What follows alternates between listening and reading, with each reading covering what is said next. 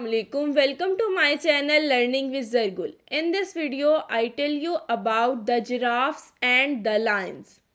Giraffes are the tallest animals in the world. They have a very long neck. They can grow up to 18 feet in height. They can be found mainly in Africa. Even though they are so big, they are a timid creature and live together in groups of about 12 to 15 animals.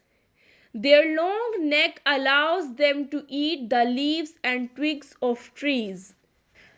Facts about giraffes. Giraffes sleep only between 10 minutes and 2 hours per day. They have one of the shortest sleep requirements of any mammal. Newly born baby giraffes can stand within half an hour and after only 10 hours can actually run alongside their family. Lions. Lions are very fierce animals. They live in the wild. They eat other animals and sometimes man.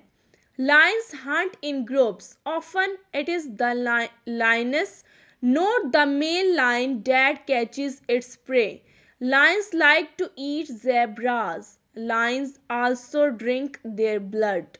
The male lion has a mane, the lioness does not. There are many lions in South Africa. Lions roar. The lion's babies are called cubs. Like and subscribe to my channel. Thank you.